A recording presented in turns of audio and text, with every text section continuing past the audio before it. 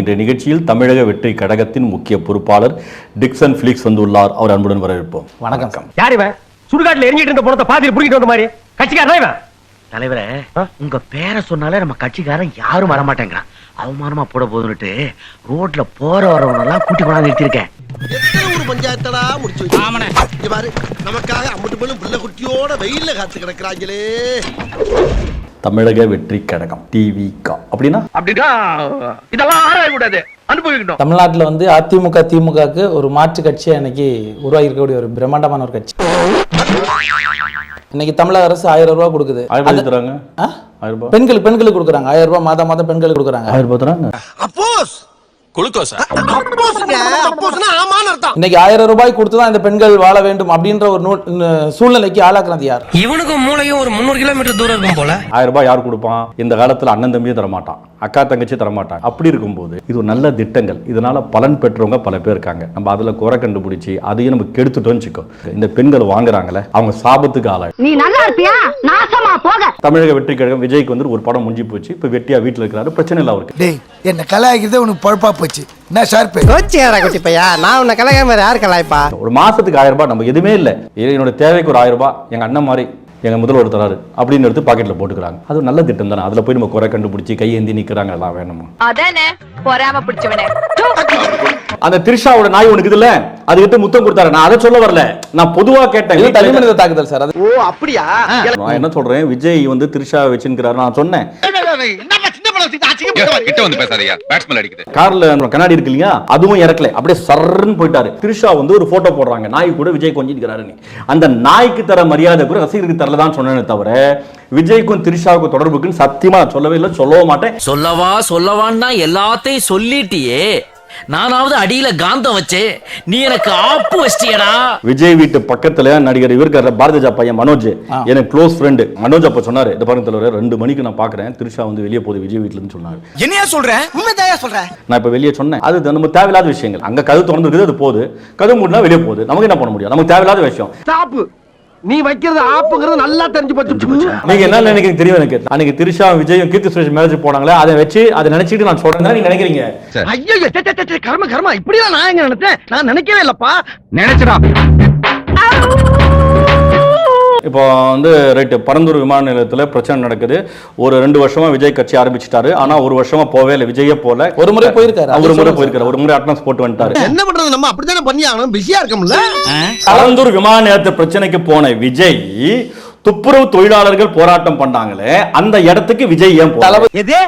இங்க நான் ஒரே பிஸி. கள்ளச்சாராயத்தில் இறக்கும் போது அந்த குடும்பத்தை போய் நேர்ல பார்த்தாரு, ஆறுதல் தெரிவித்த விஜய். லாக்அப் டெத் நடக்கும் போது நேர்ல போயிட்டு ஆறுதல் தெரிவித்த விஜய், கண்டனம் தெரிவித்த விஜய். ஆணவ படுகொலையில் ஒருத்தர் சாவும் போது, கொலை செய்யும் போது, அந்த குடும்பம் நடுத்தருல இருக்கும் போது, அந்த பெத்தவங்க துடியா துடிக்கும் போது ஏன் விஜய் பார்க்கல? காரணம் கேட்காத அரசியல், அவ்வளவுதான். இது கண்டிப்பா அவர் போகல, கண்டிப்பா போயிருந்திருக்கணும். இதோ வாழ தூப்பிட்டான், போதுமா? தப்பா தப்பு இல்லையா? கண்டிப்பா போயிருந்திருக்கணும். தப்பா தப்பு இல்லையா? இல்ல கண்டிப்பா போயிருந்திருக்கணும், போகாத தவறு தான். இப்ப என்ன பண்றீங்க? என்கிட்ட 3 ட்ரிப் வாங்கி முடுக்கு குடிக்கிறீங்க. ஓகே பயவுள்ள இவன் கோமியத்தை வாங்கி குடிக்கிற மாதிரியே சொல்றானே. அதனால வந்து ஆனா வந்து பாத்தீங்கன்னா நம்மளுடைய ஏன் போல இரியா யோசிக்க அப்படியா தப்புன்னு எப்படி அடிக்கிறது? அப்ப யோசி. உங்க தம்பியை ஒருத்த ஆணவ படுகொலை பண்ணிட்டான். நீங்க தமிழக வெற்றி கழகத்தில் இருக்கீங்க. உங்க தலைவர் கண்டனம் தெரிவிக்கல. உங்க தலைவரை தவிர எல்லாரும் வந்துட்டாங்க, எல்லாரும் கண்டனம் தெரிவிச்சிட்டாங்க. உங்க தலைவர் மட்டும் தெரிவிக்கல. நீங்கள் அந்த கட்சியில இருப்பீங்களா? கண்டிப்பா இருக்க மாட்டோம். கண்டிப்பா இருக்க மாட்டோம். அப்போ மற்ற அரசியல்வாதி தான் அப்படி இருக்கிறாங்கன்னு பார்த்தா, நீ வந்து தான் கிழிப்பே இந்த நாட்டையே மாத்துவேன்னு நினைச்சா, கேவலம் சாதி ஓட்டு வேணும்னு நினைச்சிட்டு நீ மூடின்னு உட்கார்ந்து இருக்கிறனா, அப்ப என்ன மயிருக்கு நீ கட்சி ஆரம்பிச்சு? என்ன முன்னெல்லாம் மரியாதை இல்லாம திட்டுவீங்க, இப்ப என்ன மரியாதையா திட்டுறீங்க? எதுக்கு நீ அரசியலுக்கு வந்த? சாமி இப்படியா வந்து நான் விஜய் ரசிகர் தான், இல்லைன்னா சொல்லல. ஆனா ஒரு இப்ப மனிதாபமா இருந்து ஸ்டேஜ்ல ஏறும்போது ஆழ்ந்த வருத்தத்தோட தெரிவித்துக் கொள்கிறேன் அப்படின்னு ஒரு வார்த்தை சொல்லலாம். ஏன் சொல்லல? விஜய் ரசிகர்கள் வந்துட்டு இப்படி உயிரை விட்டது விட, இப்படி பின்னாடி போய் செத்தது விட, திரிஷாவோட நாயா இருந்திருக்கலாம். அப்பயாவது விஜய் பார்த்து கொஞ்சி இருப்பாரு, முத்தம் கொடுத்திருப்பாரு, துக்கம் செலுத்திருப்பாரு. ஆக மொத்தத்துல விஜய் ரசிகர்களா இருப்பதை விட திரிஷா விட்டு நாயாக இருப்பதுதான் மேல். அவனே பொழப்புக்கு என்ன சொல்றதானே கேட்பேன் நானு. இதுக்கு மேல அண்ணனை பத்தி ஏதாவது ஒரு வார்த்தை தப்பா பேசிங்கன்னா கூட அண்ணே உங்களை போட வேண்டிய வரும். அப்படி சொல்றா சிங்கா குட்டிங்களா வா வா. இங்க இருக்கக்கூடிய ஒவ்வொரு மாவட்ட செயலர் ஒவ்வொன்றும் விஜயோடைய முகம். ஒவ்வொரு இடத்துல மூலமுடுக்குல ஒரு கிராமத்துல ஒரு செயல் நடந்த ஒரு விஷயம் நடந்தாலும் உடனடியாக அந்த இடத்துல ஒரு பொறுப்பாளரோ அந்த மாவட்ட நிர்வாகியோ போய் நிக்கிறான். நின்று ஆனா கொஞ்சம் சும்மா இருக்கியா, மனப்பாடம் பண்ணி ஓட்டிக்கிட்டு இருக்கேன். அவங்களுக்கு தேவையான எல்லாத்தையும் பண்ணி விடுறாங்க சார். யார் பணத்துல? ரசிகர்களுடைய அவங்களுடைய தொண்டருடைய பணத்துல செய்யறாங்க. அடக்கம் நாட்டிங்களே, என்னையா இது?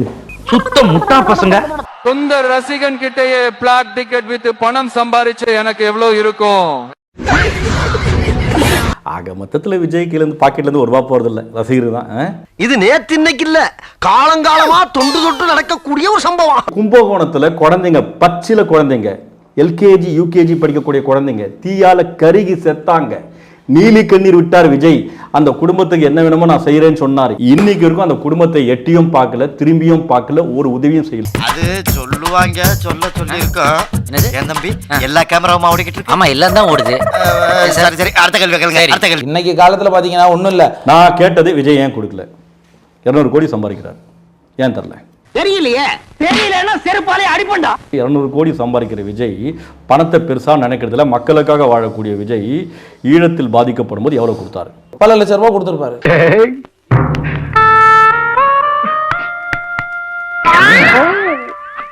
எங்கேயோ போயிட்டடா நீ, எங்கேயோ போயிட்ட. திரு மன்சூர் அலிகான் 25,000, ஆட்சி மனோரமா அவர்கள் 25,000, இளைய தளபதி விஜய் ரசிகர் மன்றத்தின் சார்பில் ₹500. வெறும் ₹500. இவனை என்ன பாக்குறீங்க? இவன் ஒரு பிச்சைக்காரப்ப, 10 பைசா தான் போட்டான். பிச்சைக்காரப்ப. இன்னைக்கு விட்டுட்டு வந்திருக்காரு சார். இன்னைக்கு பேசுறது இதெல்லாம் உங்களுக்கு அசிங்கமா தெரியலையா? அது போய் ரொம்ப நாளா சின்னமா இருக்கும். அதான் சொல்ல சார். இன்னைக்கு 200 கோடி விட்டு வந்திருக்காரு சார். தமிழ்நாட்டு மக்களுக்கு எல்லாத்தையும் அதுதான் சொல்றேன். அட முட்டாளுங்களே, யாரு? நீதான். சரி ஒத்துக்கிறேன். அட அணில் குஞ்சுங்களே, நீங்க ஏமாந்து போகாதீங்கடா. இந்த ஆள் ஏமாத்துறான் அவங்கள. நம்ம தலைவரா? ஐயோ இது மேட்டே வேறம்மா. விஜய் வந்து அரசியல் களத்துக்கு வராரு. நம்ம விஜய் எங்க இருந்து பாக்குறோம்? கலைத்துறையில இருந்து பாக்குறோம். எம்ஜிஆர் எங்க பார்த்தோம்? கலைத்துறையில இருந்து பாக்குறோம். அதனால ஏத்துக்கிட்டோம். இப்ப விஜய கலைத்துறையில பார்த்தோமே, அதுல விஜய் என்னவா இருந்தாரு, நமக்கு என்ன கத்து கொடுத்தாருன்னு கேக்குறேன். அவனை பாத்தீங்களா, புடிச்சு வச்ச புள்ளியார் மாதிரி ஆயிட்டா. பைத்தியக்கார கூட்டங்க அது. ஒருத்தன் பைத்தியமா இருந்தா சமாளிக்கலாம், மொத்த பேரும் பைத்தியமா இருக்கான். அடுத்தவங்க கடையை சூறையாடுறது, பேனரை கிழிக்கிறது, கடை மேல குரங்கு மாதிரி ஏறி உட்காருது, மரத்து மேல ஏறி உட்காருது, கரண்ட் கம்பெனில ஏறுறது, இந்த மாதிரி அணில் குஞ்சுங்க இருக்கும். இந்த நாடு உருப்படவே படாது. லூசுனா இப்படி இருக்க கூடாது. எப்படி இருக்கணும் தெரியுமா? இப்படி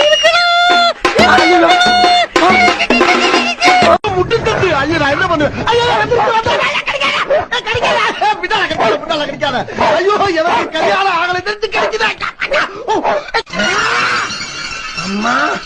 அணில் குஞ்சுன்னு சொல்றதே தவறு சார். இது இப்ப விஜய் ரசிகர்கள் யாரு? குஞ்சுங்க தானே, தொண்டர்கள் சார். அணில் குஞ்சுங்க. தமிழக வெற்றி காலத்துல அவர் அணில், இப்ப நீங்க அணில் குஞ்சுங்க இல்லையா? அப்படி பச்சையா சொல்ல முடியாது, ஒரு யூகமா சொல்லலாம். அணில் எங்க இருக்கும்? அணில் எல்லா இடத்துலயும் இருக்கு சார். குரங்கெல்லாம் இப்ப எதுவும் தாவறது இல்லை பத்தியா? குரங்கு ஏற்கனவே இப்போ தாவதா பத்தியா? ஏன்னா இவனுக்கு ஆரம்பிச்சிட்டானுங்க. ஓ நம்மளுக்கு பதில் இவன் வந்துட்டான், நம்ம தாவானான்னு முடிவு பண்ணிச்சு. இதெல்லாம் குரங்கு பார்த்துச்சுன்னா அவமானத்துல சூசைட் பண்ணி தொலைஞ்சிருமே. எங்க இருக்கும்? மோஸ்ட்லி வீட்டுல இருக்கும், வீட்டு காம்பவுண்ட் சவுத்துல இருக்கும், அது எங்க? மரத்துல இருக்கும், எல்லா இடத்துலயும் இருக்கும். மரத்துல. இப்போ நீங்க சொல்லுங்க, இது அணில் குஞ்சு சொல்லாம என்ன சொல்லலாம்னு சொல்லுங்க. சிரிக்கிறீங்க. நாங்க மரத்திலையும் கம்பத்திலையும் தான் ஏறி நிற்போம். அதாம்ல அணில். பத்திரிக்கையாளர் மைக் நீட்டாங்களா? மைக்கு நீட்டின உடனே விஜய் என்ன பண்ணார்? பார்த்துனே இருந்தாரு.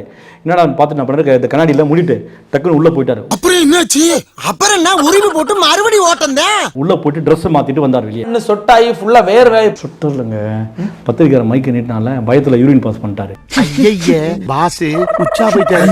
ஆமா, ஒரு நாள் அவர் 3 மணி நேரம் இருந்திருக்காரு. யூரின்றது எல்லாருக்கும் வராது சார், போயிருப்பாரு. இதெல்லாம் உங்களுக்கு உண்மையாவே சூடு சொரண வெக்கம் எதுவுமே இல்லையாங்க? அது எங்க இருக்கு? நெக்ஸ்ட் ஒருத்தர் ஒண்ணு கூட போக கூடாது சார். என்ன சார்?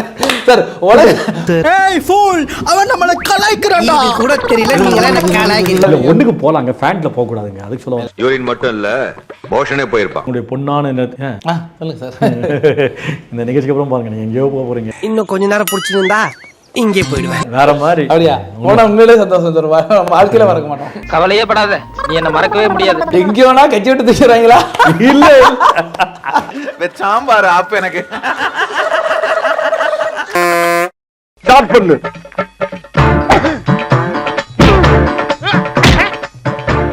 இங்கிட்டு வா. அப்படியா அப்படியா. பிடைக்கலடி மண்டல மட்டும் அடிச்சிடாத குலக்கேசல் உள்ள போயிருவேன். சரியா? உங்க வீட்டு பிள்ளையா நினைச்சு எல்லாரும் என்னை மன்னிச்சிருக்க.